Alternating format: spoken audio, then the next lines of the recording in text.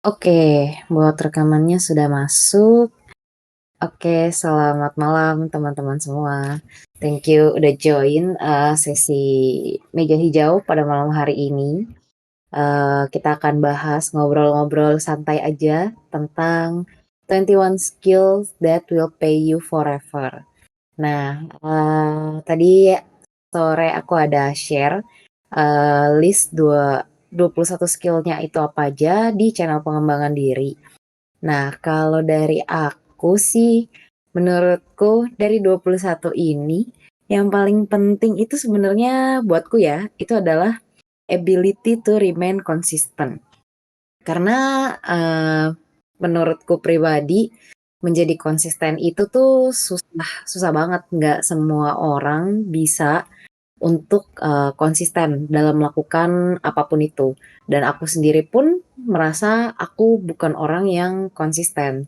Kalau misalkan aku punya kayak hobi baru, itu biasanya tuh kayak semangat nih di awal-awalnya, tapi lama-lama ya kayak turun aja gitu. Bisa ntar tiba-tiba males atau bisa tiba-tiba bosen. Terus akhirnya malah nggak dilanjutin lagi hobinya dan beralih cari hobi baru yang lain. Nah, padahal menurutku kemampuan untuk menjadi konsisten itu tuh penting untuk kita bisa jadi expert atau setidaknya kita bisa punya pengetahuan atau kemampuan yang lebih daripada orang lain kan. Nah, kalau misalkan kita cuma sebentar-sebentar doang semangatnya, sebentar-sebentar doang belajarnya, ya susah sih. Maksudnya nggak akan bisa sampai dalam belajarnya atau kita juga mau jadi expert ya susah karena kita cuma belajar sebentar, bosan, belajar sebentar, terus habis itu cari kesibukan yang lain kan. Nah, itu sih kalau dari aku. Menurutku konsisten itu penting banget sih. Nah, kalau dari teman-teman yang lain gimana nih? Ada yang mau sharing duluan gak nih? Soal 21 skills ini. Mana yang menurut kalian paling penting? Atau adakah skill yang baru-baru ini kalian pelajari atau sedang dipelajari? Boleh langsung open mic aja kalau mau sharing.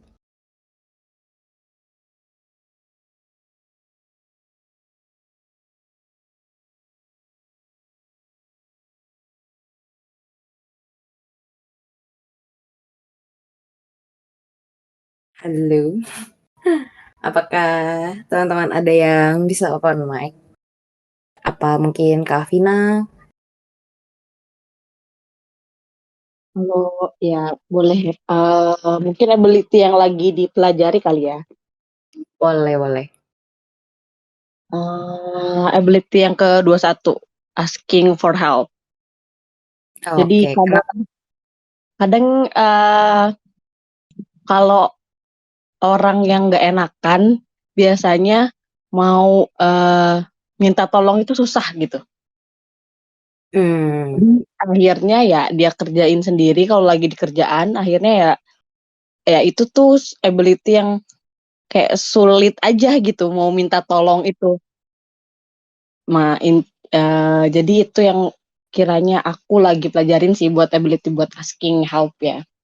Karena kadang ya akhirnya aku kerjain aja semua kerjaan itu padahal sebenarnya ya bisa minta tolong gitu kan sama orang. Cuman kadang pikirannya kayak antar orang gak enak gitu kan. Apa ngerepotin orang lah ABCD dan ya padahal di kehidupan itu asking help itu sangat penting apalagi kan hubungan antar manusia ya. Kalau kita nggak nanya apa kalau kita nggak minta tolong ya orang nggak akan tahu gitu apa yang sebenarnya kita perluin gitu nggak bisa orang membaca pikiran kita tuh nggak bisa gitu jadi ya itu tuh ability yang harusnya ya kita bisa punya sih. hmm. Kalau Kak Afina sendiri, nah biasanya kan dua sisi nih.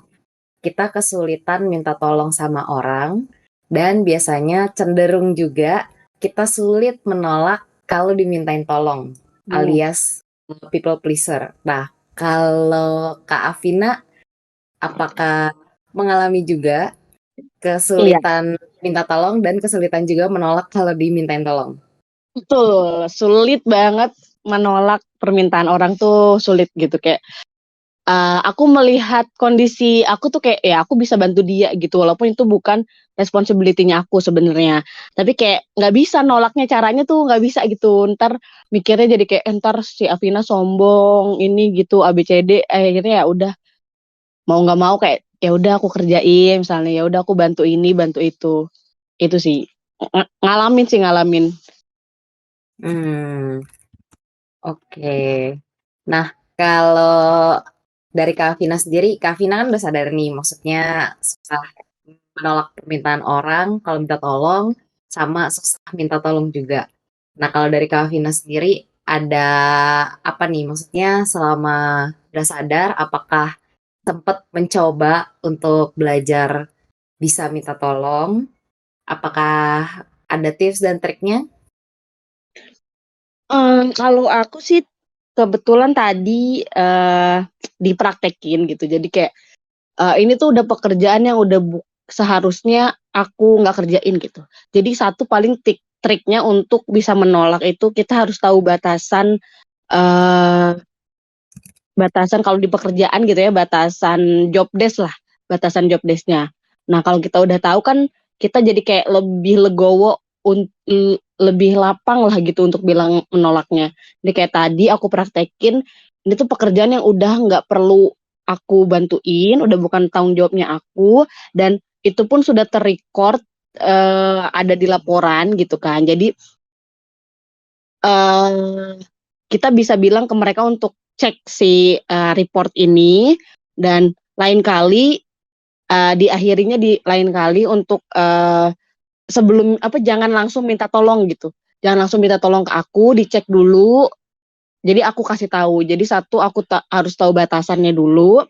Dua aku kasih tahu ke mereka kalau itu udah bukan kerjaannya aku dan itu bisa dicari di uh, report atau dimanapun gitu. Jadi menginfokan ke mereka untuk tidak langsung meminta tolong ke kita gitu. Jadi menolaknya secara halus sih. Oh, oke, oke. Sip, sip. Thank you, Kak Vina, untuk sharingnya. Thank you. Oke, hmm, adakah teman-teman yang lain yang mau sharing? Boleh tentang skill yang lagi dipelajari atau skillnya mungkin yang udah dipelajari dan udah bisa. Mungkin boleh share juga gimana waktu itu proses belajarnya, terus juga kesulitannya apa, terus tips dan triknya untuk ngakalin kesulitan-kesulitan itu tuh gimana. Kalau gak ada yang volunteer nanti aku tunjuk nih.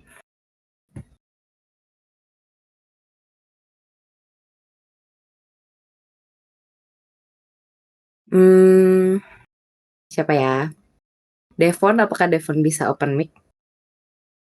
Halo, halo. Halo, Von. Gimana?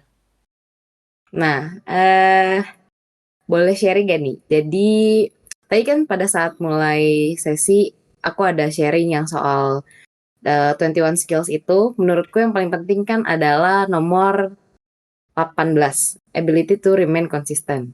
Nah, kalau Devon gimana nih? Karena kan aku ngelihat Devon lumayan konsisten nih posting di Instagram untuk apa namanya insight-insight dari artikel, dari video TED Talk, dari buku self development, apapun itu temanya yang tentang self development itu dibikin konten di Instagramnya kan.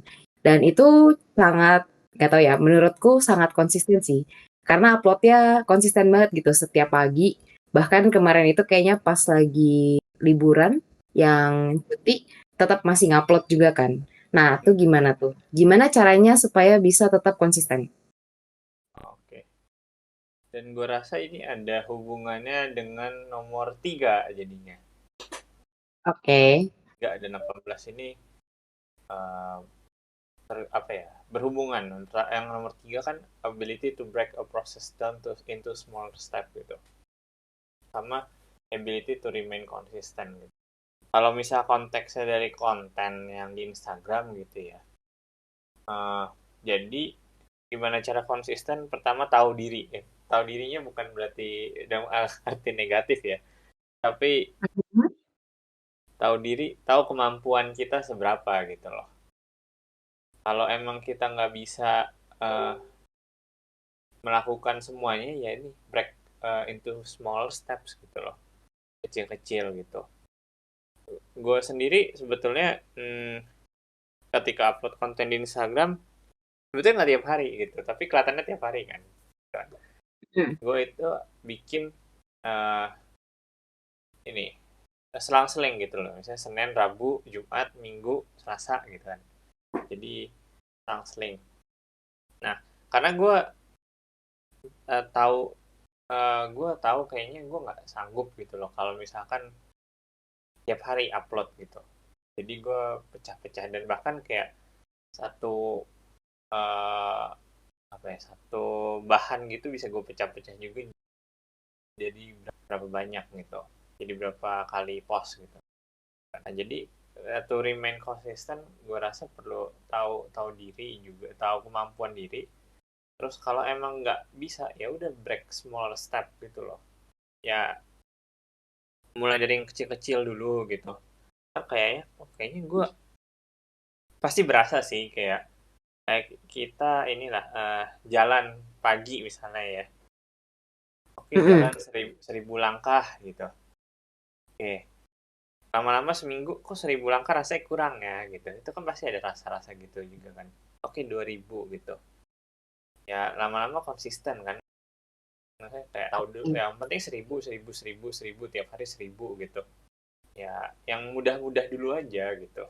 Nanti baru lanjut ke 2.000 gitu.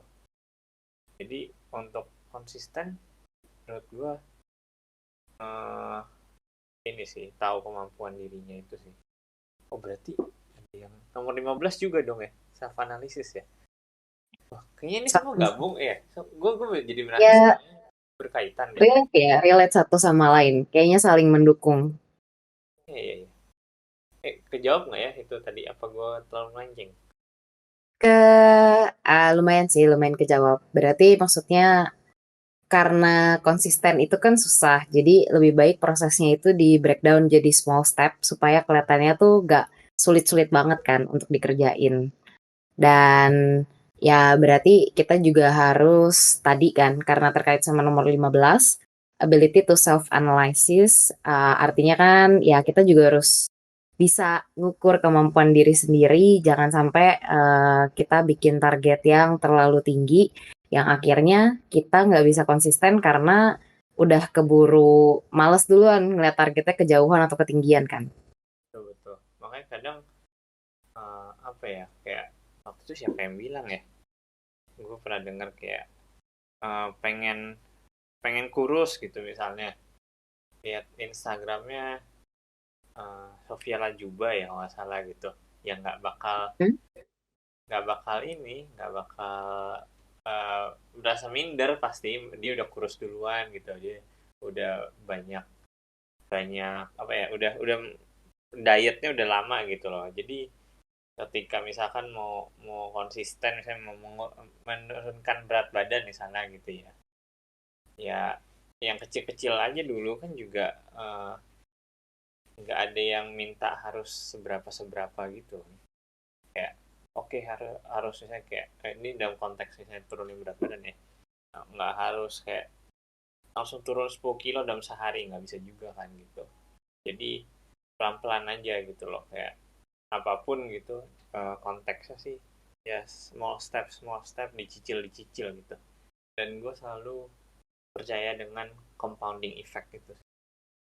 Hmm. Compounding effect atomic habits ya, Ya itu juga sih, one lama-lama percent. gitu. 1% better every day itu juga. Mm-mm. Oke, sip, sip. Thank you, Fon.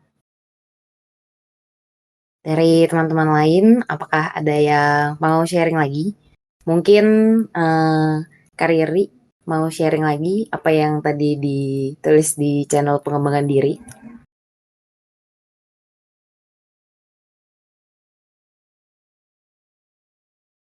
Mungkin aku abis ini aja deh. Aku lagi memetakan pikiran sendiri.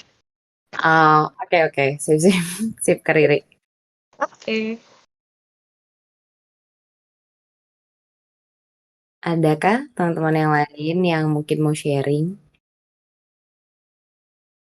Kalau dari 21 skills ini, apakah ada yang lagi dipelajarin atau mungkin ada yang udah dipelajarin dan udah bisa? Kalau mau nambahin boleh. Boleh, boleh, boleh. Ya, jadi ini ada skill yang saya pelajarin, diajarin sama bos saya di kerjaan. Dia bilang satu skill yang ini lebih efektif di field kerjaan sih, tapi kalau menurut saya juga kepake sih di kehidupan sehari-hari. Dia bilang manage expectation. Karena kan dia jelasin kalau di contoh kayak di kerjaan dari hal yang paling simple, soalnya kan kerjaan saya sih berhubungan sama klien, berarti kan yang di luar kantor saya. Jadi gimana sih caranya biar keep relation sama klien tuh masih bagus, begitu biar mereka juga nggak lost contact sama kita. Jadi caranya manage expectation. Jadi bahkan dari hal yang paling kecil aja, contoh kayak balas email atau uh, balas WA atau telepon gitu, kayak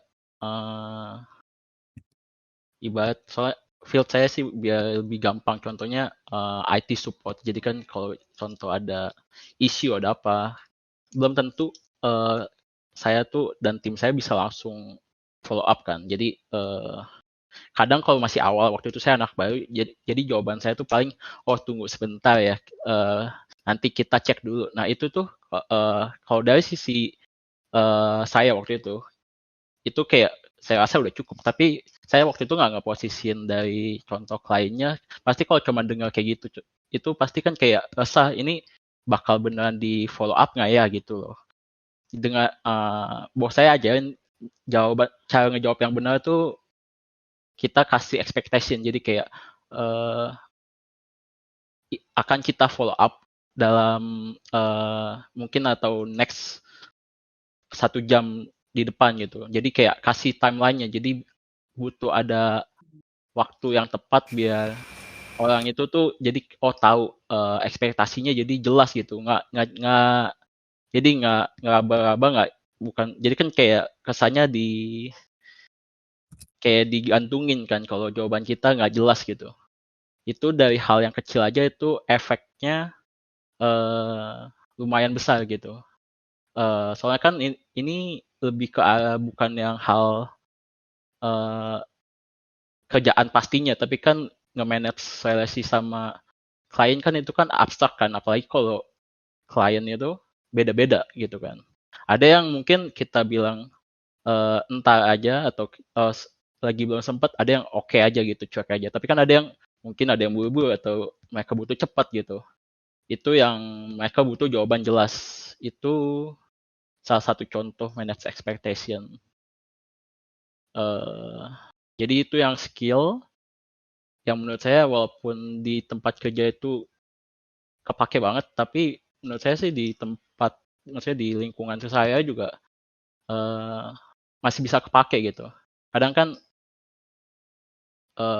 soalnya itu ngubah dari yang kayak sesuatu yang nggak jelas jadi lebih jelas gitu. Ngebuat something lebih clear lah. Dan apa, mengeliminasi miskomunikasi juga gitu. Kalau ngelakuin manage expectation. Cara pelajarinya sih ya, kalau saya sih lebih dari by experience ya. Kayak trial by error gitu. Soalnya kan itu per orang beda-beda. Cara apa, ke orang A, ke orang B, pasti cara ngomong kita kan beda-beda kan. Jadi kayak itu larinya ke beda skill lagi, cara mengenali orang sih. Tapi ya satu itu sih yang menurut saya yang skill yang saya diajarin di tempat kerja saya sama bos saya. Dan itu yang maksudnya itu kan di luar field kerjaan saya sebenarnya, tapi dia ngajarin sesuatu yang buat nge-improve secara overall general kerjaan, atau bahkan bisa sampai dipakai di luar kerjaan juga. Jadi itu satu. dulu. Maksudnya ada lagi sih yang lain, cuman mungkin nanti jadi kepanjangan. Mungkin satu itu dulu aja. Oke, kalau nggak ada yang sharing, ntar boleh balik lagi deh. Oke, panggil aja nanti kalau nggak ada lagi. Sip, thank you, Sal. Kak Riri, apakah Kak Riri sudah bisa? Nah, nih Devon ada share link YouTube juga nih. Kenapa nih, Von? Kalau kata tim Ferris? Emang encourage buat belajar tiga itu. Mungkin karena yang lumayan esensial gitu ya. Public speaking, writing, sama negotiation gitu. Jadi kalau bisa digabungin, apalagi tiga-tiganya. Karena menurut gue pertama writing itu kayak basic dari semua hal gitu lah. Mau ngapain kita perlu nulis gitu loh. Kayak jadi film misalnya. Film mesti ditulis dulu skripnya. Mau jadi sebuah lagu ada tulisan dulu liriknya, atau nulis not balok pun juga ditulis kan. Mau bikin presentasi ditulis dulu gitu. Itu pertama writing menurut gua. Nggak tahu tadi kayaknya di 21 skill nggak ada ya kali ya. Ada nggak sih? Ada Mana di nomor 20, ability to write words to persuade and influence others. Ya itu perlu, karena tadi makanya karena hampir semua basic ya gue bisa bilang semuanya sih basicnya nulis gitu loh. Ya kita ini aja semua nulis gitu. Di Discord kan nulis juga. Terus public speaking tuh sama nomor 11 juga kan. Bisa speak in front of people gitu. Ya udah nulis, ya gimana caranya bisa kita share gitu loh, apa yang kita rasakan, apa yang kita ingin sampaikan gitu. Dan yang terakhir negotiate, ya gimana caranya orang dalam tanda kutip bisa ngebeli apa yang kita omongin gitu loh. Kan pada akhirnya kan maksudnya beli ini pun juga bukan berarti dalam bentuk produk ya, tapi kayak percaya gitu loh. Itu kan perlu negosiasi gitu loh. Jadi 3 hal itu sih yang kalau kata tim Ferris yang lumayan esensial buat dipelajari gitu. Oke, thank you, Von. Tapi kalau ngelihat dari yang ditulis, maksudnya public speaking, writing, sama negotiation, sebetulnya tiga-tiganya itu fokusnya sama nggak sih? Maksudnya sama-sama komunikasi. Yang satu komunikasi di depan publik, yang satu komunikasi melalui tulisan, yang satu lagi negotiation, ya bisa komunikasi langsung kan, dua arah. Tapi titik beratnya sebetulnya berarti ini adalah komunikasi yang penting ya, essential skill. Kayaknya ya itu yang kalau yang keluar ya, kalau gue lihat ada yang ke dalam, ada yang keluar ke dalam diri, ada yang keluar gitu kan, kayak ability to convey what you think and feel kan ke dalam gitu ya. Kalau yang keluar mungkin tadi gitu. Oke. Sip. Thank you udah nambahin phone. Iya. Oke. Teman-teman yang lain. Nah, Kak Tere siapakah lagi bisa open mic? Aku tertarik nih sama tadi yang Kak Tere tulis di channel pengembangan diri. Halo teman-teman. Halo. Kedengeran nggak? Ya, kedengeran. Sip. Udah di rumah sekarang. Oke. Gimana nih Kak? Dari 21 skill itu mungkin boleh omongin lagi Kak, menurut yang Kakak tulis di channel pengembangan diri tadi. Aku sendiri sih lagi berusaha yang terakhir itu asking for help ya, ke 21. Nah itu sih berasanya lumayan susah ya, kayak yang udah untuk bisa delegasi segala macam gitu kan. Felis tadi nulis juga susah gitu. Kalau misalnya untuk progresnya belum berasa sih, karena baru ini ibarat resolusi tahun ini. Sebenarnya udah lama sih, kayak 2 tahunan pengen kayak asking for help gitu, pengen bisa gitu, cuma nggak pernah yang ngomong doang gitu. Terus yang lain skill yang lain kayak writing itu aku berasa banget sih ngebantu. Maksudnya itu aku udah latihan agak lama dan memang ngebantu sih dalam hal kerjaan, dalam apa karena ya gimana bisa mengutarakan pendapat, terus misalnya apa namanya ide gitu kan kalau meeting kan banyakan kan diam gitu terus mesti mikir dulu ntar udah kelar meeting baru di share di Slack atau gimana tapi ya mulai belajar ngomong aja pas speak up pas meetingnya soalnya kalau pengalamanku dengerin yang lain maksudnya tim ini aku kasih konteks sedikit deh jadi kerjaanku itu banyak sama orang Eropa dan aku ngelihat budaya Asia itu emang beda banget di mana kita cenderung nggak speak up gitu kan. Nah kalau mereka tuh kalau ada opini kan langsung tuh di share. Terus aku dengerin opini mereka tuh berasa ya ini juga half baked gimana ya belum maksudnya mau dibilang low quality ya enggak. Cuma kesannya ya belum kelar dipikirin juga. Tapi mereka share aja gitu kan. Jadi aku tuh merasa oh ya udah nggak apa-apa gue share aja gitu meskipun menurutku tuh belum jelas gitu gue mau ngomong apa gitu kan misalnya tapi ya gitu deh dari latihan sih semuanya itu aja kali ya aku juga nggak tahu mau share apa lagi. Oke, mungkin maksudnya half-baked itu karena mungkin mereka lebih terbuka gak sih? Maksudnya kalau di kita mungkin budayanya lebih apa yang kita keluarin, ide yang kita keluarin, kita tuh pasti pengennya udah mateng dan orang lain tuh cuman tinggal apa ya? Orang lain cuman tinggal iya dan jalan atau ditolak dan sama sekali nggak jalan. Tapi kalau orang Eropa mereka berani ngutarain kayak gitu artinya ya mereka punya ide apapun mereka sampaikan dan mereka berharapnya adalah kolaborasi. Mungkin ada yang mau nambahin, mungkin ada yang mau sumbang ide gimana caranya supaya bisa lebih matang lagi idenya. Kayak mereka lebih terbuka sama masukan sama dari orang lain gak sih? Aku mungkin ngeliatnya gitu ya kalau dari cerita Kak Teresia. Iya benar banget dan tergantung tim membernya juga timku kan tim sales ya orang-orang sales itu kan umumnya extrovert jadi mereka lebih mungkin ya pengen malah feedback itu kayak mereka perlu untuk itu gitu kan sedangkan kalau aku backgroundnya IT gitu kan introvert ya jadi ya kayak yang Felis bilang itu kayak semua itu harus udah mateng dulu terus kesannya all thought out gitu kan udah kelar terus tinggal ini nih plannya gini gitu jadi mungkin selain budaya tapi bisa dari tipe kepribadian juga kali ya. Oke. Oke, sip. Thank you Kak Teresia.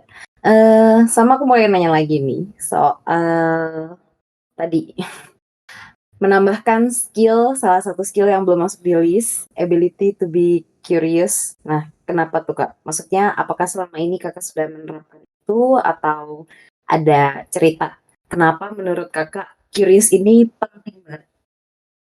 Oh ya curious ini aku punya teori apa ya namanya pet teori gitu kan jadi yang belum divalidasi dan cuma ya kayak di kepalaku aja di mana aku ngelihat sebenarnya gimana ya aku tuh demen belajar aku demen dengerin orang terus aku juga demen kayak open apa ya maksudnya ngumpulin banyak observing the world gitu kan ada apa sih di dunia itu nah aku merasa kayaknya skillku bukan skill belajar bukan skill dengerin orang bukan skill apa cuma intinya aku tuh kepo aja gitu jadi aku merasa ya kalau misalnya aku punya anak gitu yang dua skill yang bakal aku ajarin itu adalah lu penasaran jangan kehilangan rasa penasaran itu dan kedua adalah self awareness sih. Jadi self awareness ini juga sebenarnya dilink balikkan ke penasaran ke diri sendiri kan. Apa sih yang terjadi di diri gua gitu. Terus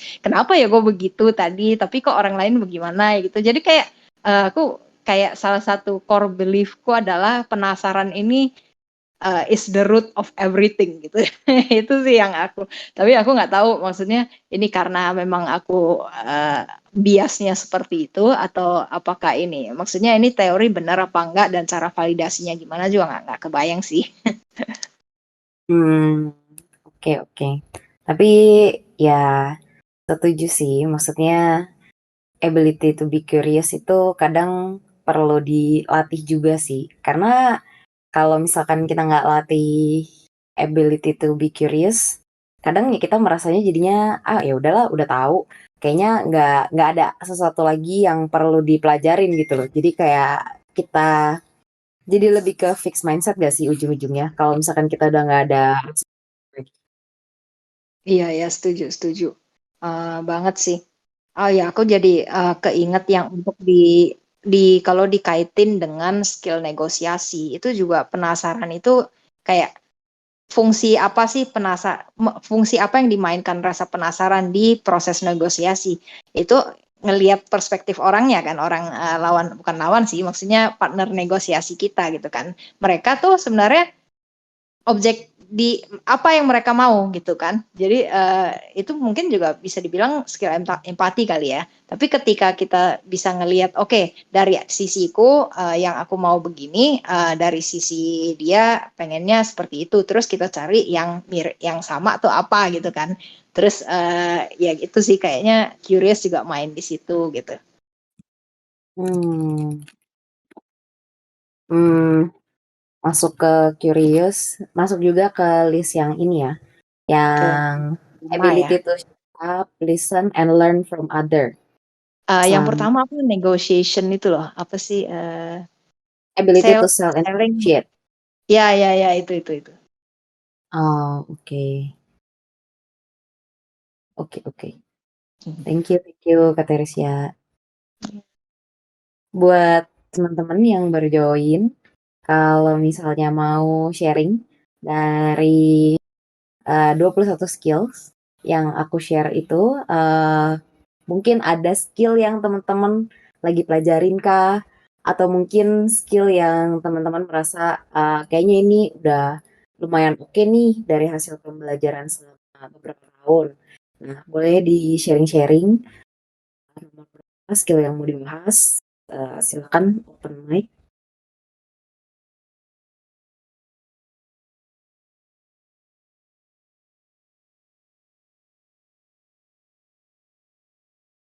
Kak Riri tadi, apakah Kak Riri sudah selesai menata pikiran nih, Kak? Kalau agak bingung sih sebenarnya gitu. Tapi mungkin kalau tadi di mana tadi di pengembangan diri kan aku bahas soal yang kedua ya, ability to convey what you think and feel. Mungkin kalau sekarang aku mau bahas yang nomor 18, yang ability to remain consistent. Jadi tadi tuh sebenarnya pas lagi diskusi itu, aku tadi kayak sempat kepikiran gitu. Agak merasa kok aku kayak nggak serak ya dengan kata konsisten ini ya. Terus aku kayak tadi mikir, kenapa sih yang bikin aku nggak serak gitu.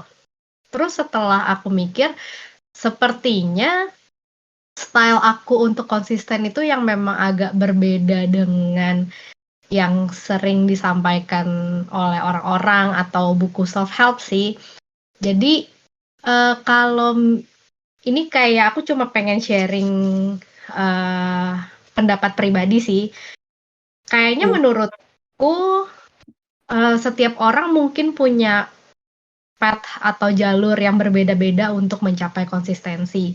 Kalau yang selama ini aku baca gitu dari buku-buku self-help atau kayak akun-akun sosial media, salah satu konsistensi itu misalnya kita show up. Jadi yang penting adalah kita show up dulu ketika melakukan sesuatu, dan dari situ baru kita build the konsistensi pelan-pelan. Ada juga yang kalau nggak salah berapa menit rule ya, 3 menit atau berapa gitu. Tadi aku nggak sempat ngecek gitu. Jadi habit itu dibuat dari yang kecil seperti tadi kata Devon, dari yang manageable, yang bisa kita lakukan untuk sekarang, terus makin lama semakin besar targetnya. Terus aku kayak mikir sepertinya kok it doesn't sit well with me, maksudnya kayak sepertinya itu bukan style aku gitu. Terus sewaktu aku mikir tadi, sepertinya style aku tuh lebih mencari apa sih hal-hal yang bisa bikin aku semangat, yang bisa bikin aku termotivasi untuk melakukan hal itu. Misalnya aku ambil contoh olahraga atau nge-gym ya. Jadi tahun lalu itu kan aku punya resolusi untuk bisa lebih rajin olahraga. Nah, jadi awalnya yang aku tahu kalau mau build the habit, membuat suatu kebiasaan itu, misalnya yang tadi, yang penting show up aja dulu. Nah, itu aku lakukan selama setahun kemarin lah gitu.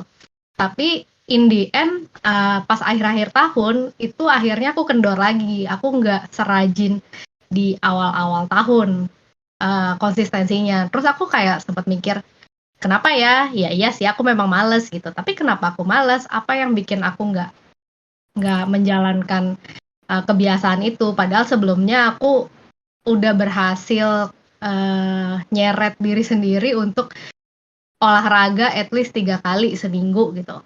Cuma setelah bulan Oktober dan ke belakangnya, makin lama kayak cuma sekali atau sekali seminggu atau bahkan 2 minggu sekali gitu. Ternyata setelah aku mikir-mikir, apalagi pas tadi diskusi di pengembangan diri, kayak aku sadar sepertinya tuh aku memang tipe yang harus dipacu dengan hal-hal yang bikin aku seneng.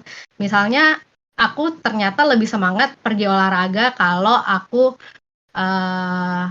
ada playlist lagu baru gitu, jadi lebih semangat. Atau misalnya ada teman-teman yang bikin semangat. Jadi ternyata buat aku rules-rules yang selama ini ada di buku self-help itu tidak cocok buatku gitu. Jadi itu menarik juga sih, ternyata konsistensi itu bisa berbeda-beda untuk setiap orang. Ya misalnya buat aku aja ternyata ya aku harus menemukan sendiri jalur aku ke konsistensi itu seperti apa gitu. Jadi lebih buat diskusi sih, mungkin teman-teman ada pendapat lain atau gimana gitu, Kak Feli. Thank you, Kak Riri. Kak Riri, BTW aku mau nanya nih. Ya, Kak Riri udah pernah baca buku Atomic Habits belum? udah. Nah, tapi maksudnya kalau menurutku salah satu yang tadi Kak Riri bilang yang bikin semangat itu kan sebetulnya salah satu poin yang ada di bukunya si Atomic Habit kan. Jadi apa ya? Maksudku memang mungkin journey orang itu beda-beda sih. Maksudnya aku nangkep sih. Maksudnya mungkin gak semua orang itu punya kemampuan untuk memaksa diri jadi konsisten. Karena kadang aku juga ngerasa gitu sih. Susah untuk konsisten kalau tidak ada yang memicu. Nah, kalau Kariri mungkin yang memicunya adalah hal-hal yang bikin seneng kan. Kalau aku jujur, kalau aku ya melihat diriku sendiri, kadang mungkin harus dipicunya itu dengan kayak apa ya, kayak punishment gitu.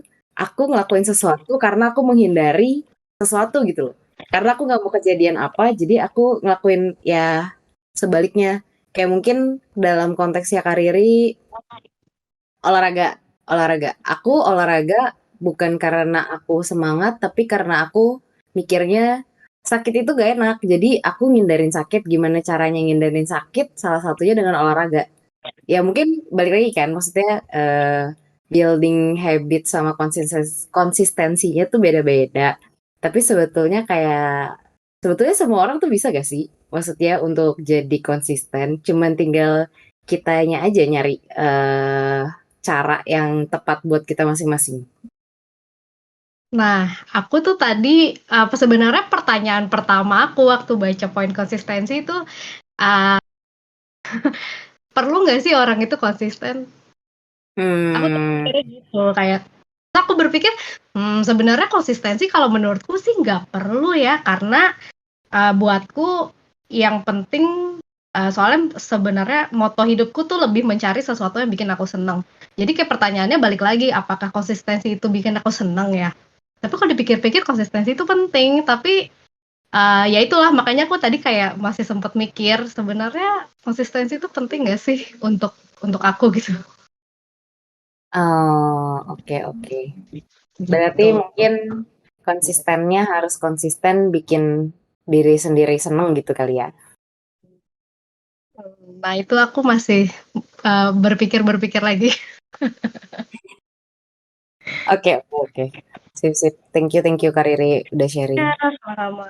Kak Riri, aku mau nanya. Ya Nah, silahkan. silakan. Konsistennya, jadi konsisten mikir kayaknya ya. Kebanyakan mikir. Aku agak-agak itu sih keinget ini teori motivasi kayak kalau dari dua contoh ini kan Feli sama Riri kan satu kayaknya based on love, kayak motivated by love, which is happy-happynya playlist apa gitu kan, lagu-lagu yang bikin seru buat workout. Terus kalau Felis kan by fear gitu kan, oh biar nggak sakit. Nah, terus kayaknya ada satu lagi nih, which is growth gitu kan. Jadi ada love, fear, terus ada growth. Mungkin dimana kalau nge-gym misalnya, udah sebulan ini bisa 15 kilo gitu. Terus pelan-pelan dinaikin. Jadi, mastery, growth gitu loh. Jadi kayaknya bisa, memang masing-masing orang mesti nyari stylenya sendiri gitu. Cuma memang nggak itu, apa ya, maksudnya normal kali ya. Gitu sih. Oke. Thank you Kak Teresia buat tambahannya.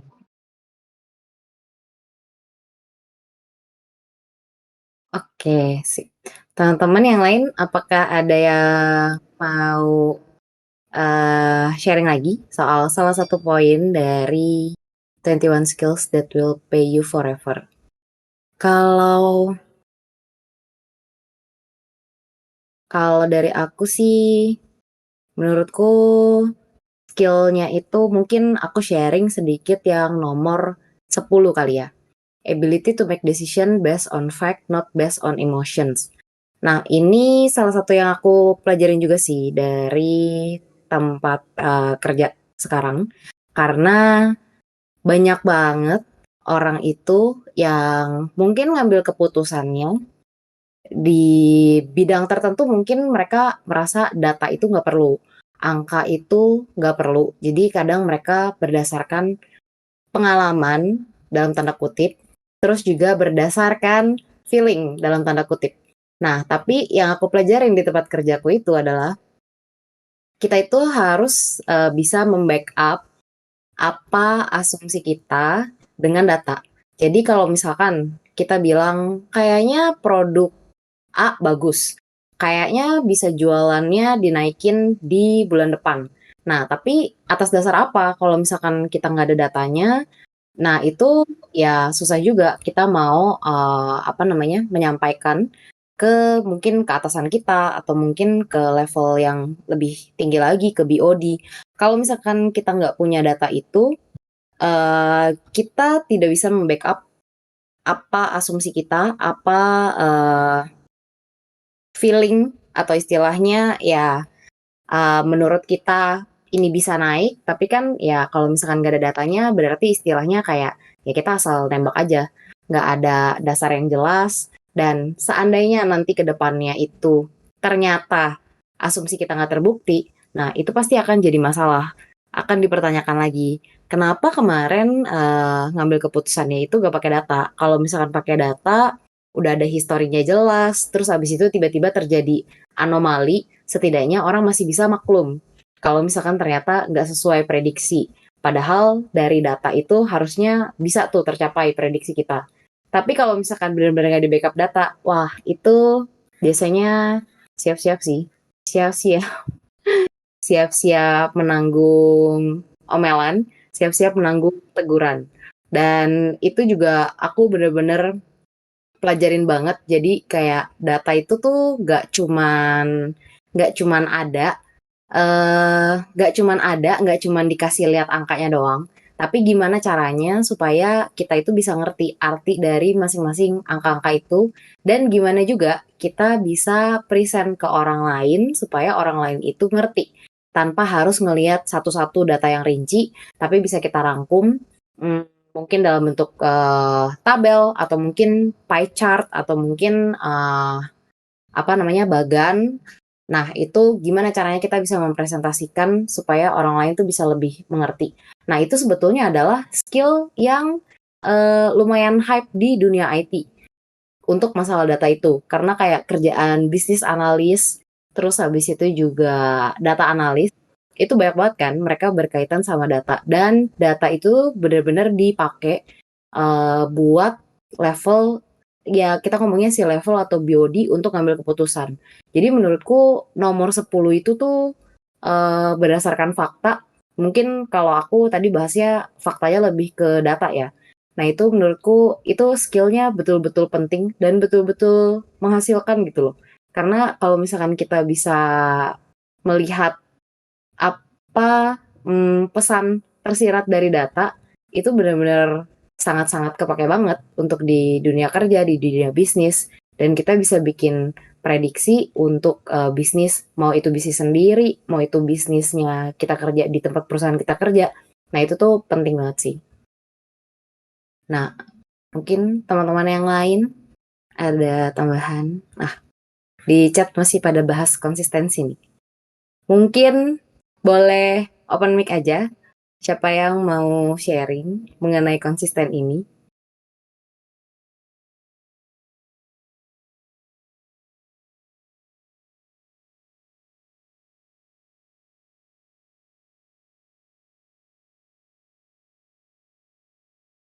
Kariri, siapa?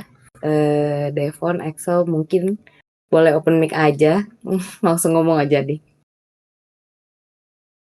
Coba ngomongin konsistensi ini. Ya, kayaknya maksudnya ya tadi menurut gue sih konsisten itu bukan tujuannya gitu loh.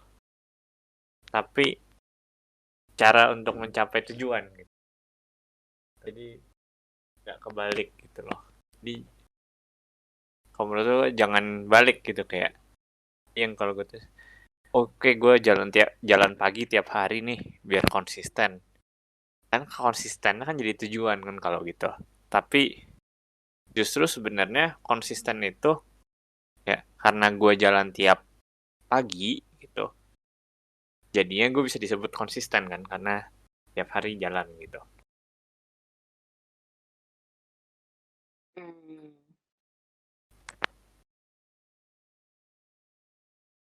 Oke.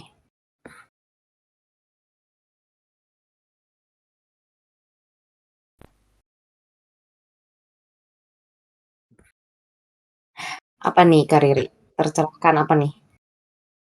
Gue baca. Menurutku konsisten bisa bagus untuk stabilitas.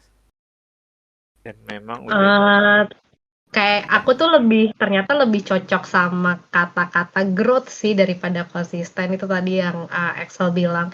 Kayaknya kalau menurut mindsetku konsisten itu kayak terlalu pace-nya tuh sangat konstan gitu. Sedangkan aku tipe orang yang sepertinya tidak bisa kalau dengan pace yang konstan atau yang seragam gitu. Menurutku kalau buatku pribadi sih kata growth itu lebih cocok sih dibandingkan konsisten. Jadi ya seperti itu. Oke. Kayaknya ya aku paham sih, paham.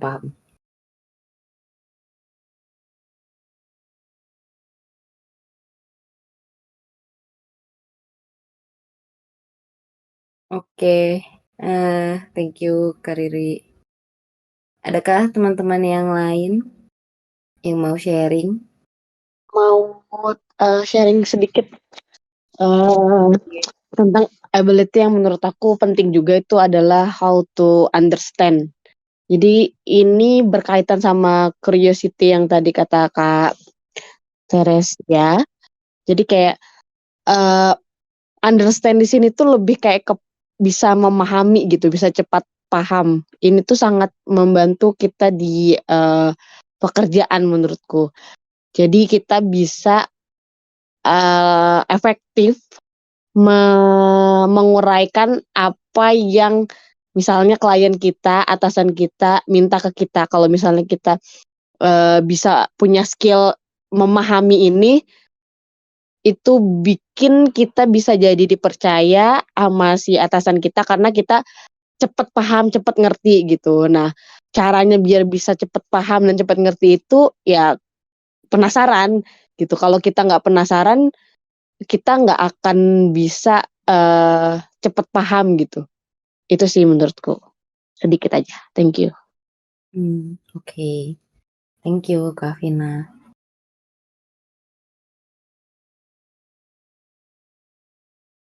Gue tambahin boleh nggak? Kayaknya Silakan. lain penasaran itu empathy kayaknya deh. Kalau understand orang lain, kayak bisa posisiin diri ke orang lain. Kenapa dia seperti ini gitu? Kenapa dia berperilaku seperti itu gitu? Misalnya kayak kenapa misalkan atasan kok galak banget gitu misalnya, maunya cepet gitu. Ya mungkin emang kita coba berempatinya kayak ini bisa ke atas, bisa ke bawah, atau bisa ke sama teman kita juga kali ya. Ya mungkin dia juga ada pressure gitu loh dari bos yang atasnya lagi gitu misalnya. Jadi minta kita untuk cepat-cepat kerjain. Jadi nggak bisa langsung kayak kita mikir, ah gila dia bisanya nyuruh-nyuruh doang gitu. Tapi mungkin dari atasnya juga ada pressure-nya lagi. Dan gue rasa itu butuh empati sih untuk bisa memposisikan diri. Dan apalagi misalnya dia orang yang di tengah-tengah gitu kan. Itu kan lebih susah lagi. Ya, Kejepit di atas sama bawah ya. Dari atas di push, tapi di bawah juga di push. Jadi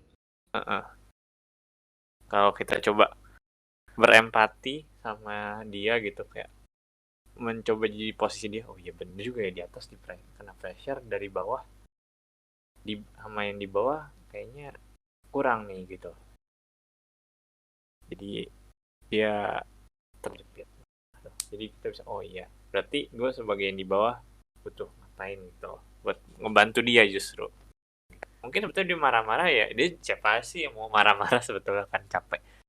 Jadi marah-marah pun juga mungkin ya kena pressure gitu. Jadi kita bisa ketika berempati, oh ya oke, gue harus melakukan ABC gitu.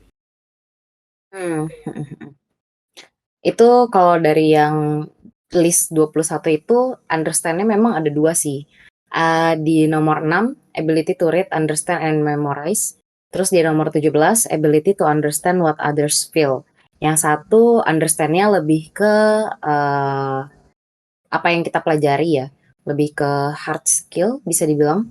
Tapi kalau untuk yang nomor 17, understand what others feel, lebih ke relasi dengan orang-orang di sekitar kita ya. Jadi understanding tuh penting, mau untuk diri kita sendiri, mau juga ke orang lain, ke pihak luar. Thank you. Kenapa nih Anita konsep?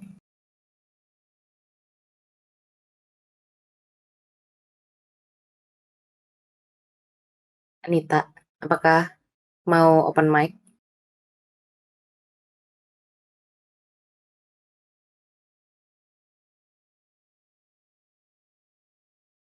Oke. Sepertinya tidak. Oke, sip. Nah, kalau teman-teman lain ada lagi kah yang mau ditambahin nih dari 21 skill ini? Atau mungkin mau nambahin yang di luar list? Boleh juga sharing-sharing pendapat.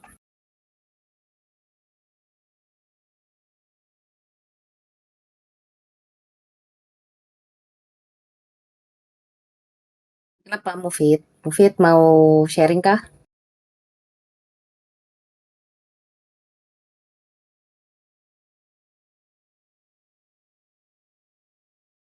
Oke. Mungkin aku tunggu beberapa detik lagi. Kalau misalkan tidak ada yang mau menambahkan, karena sudah hampir 1 jam juga, mungkin aku akan akhiri sesinya. Mau nambahin boleh?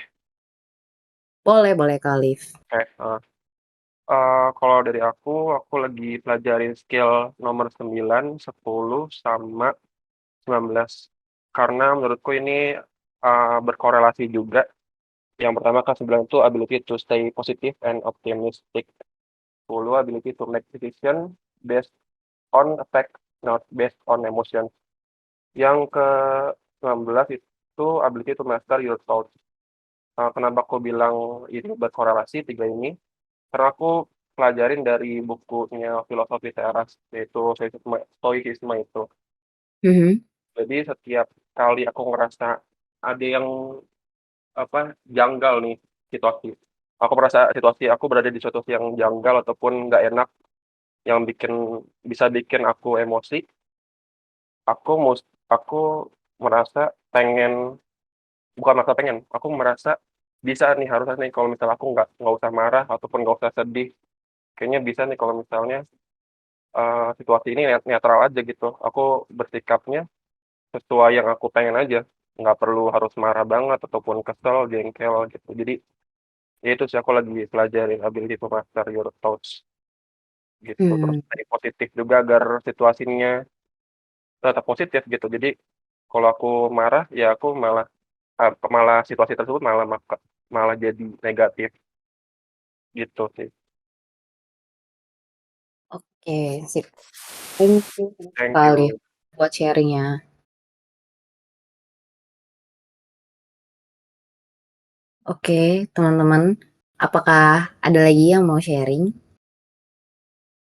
Aku mau nambahin dikit banget ya, karena udah mepet juga, tapi ini tentang yang nomor Master Your Thought itu, nomor berapa ini? 19. 19. Aku berasa Master Your Thought ini agak mungkin sama kayak yang Riri bilang, dengan antara konsisten itu terus konotasinya agak gimana gitu, tapi akhirnya serak sama growth kan. Tapi kalau misalnya yang nomor 18, aku kayaknya nggak serak sama kata-kata master, which is menurutku mastering your thought ini sesuatu yang tidak mungkin. Yaitu yang bisa kita lakukan adalah we let the thought come and go. We don't get, karena semakin kayak megang pasir, dipegang makin bocor gitu kan. Jadi menurutku master your thought ini agak capek aja gitulah. Yang bisa itu ada satu trik sih yang aku pernah dengar adalah kamu bikin beberapa persona dalam dirimu. Misalnya kamu merasa takut, ya you talk to your fear gitu loh. Kayak, oke, fear, I hear you, thank you. Kamu berusaha membantu aku survive gitu. Thank you, I hear you. But right now I'm driving, I'm driving the car. You can sit at the back gitu kan, bla bla bla gitu. Terus jadi setiap ini terkait juga sama yang self analysis kali ya, dimana kamu aware apa sih yang lagi ada, what kind of thoughts are happening and who are they gitu loh. Tapi begitu kamu labelin masing-masing pikiran itu, ya itu jadi lebih manageable. Kamu bisa aja mereka ngomong bla bla bla gitu. Tapi kalau mastering kan kesannya diam lo gitu kan. Terus gue nggak mau mikir gitu. Jangan datang pikirannya, ya nggak bisa gitu. Itu sih. Jadi panjang juga nih. Gak apa-apa. Gak apa-apa, Kak Rere. Thank you, thank you. Itu tuh dilabelin, kok aku jadi inget itu ya, film kartun. Ada film kartun kan kalau gak salah yang melabeli setiap emosi itu. Apa ya? Aku lupa lagi judulnya. Iya, sama lupa judulnya. Aku juga nggak pernah nonton, cuma atau itu ada Pixar kan kayaknya ya. Iya, Eh, iya, iya. Apa sih? Inside Out. Iya kayaknya. Iya, Inside Out. Nah, Ya. ya. Mungkin mirip-mirip seperti film itu ya. Aku juga belum nonton sih, tapi kayaknya mereka membahas masing-masing emosi itu. Siapa yang Ya. sudah pernah nonton, mungkin bisa di-sharing apakah ada nyambungnya nih dengan yang tadi Kak Tere bilang.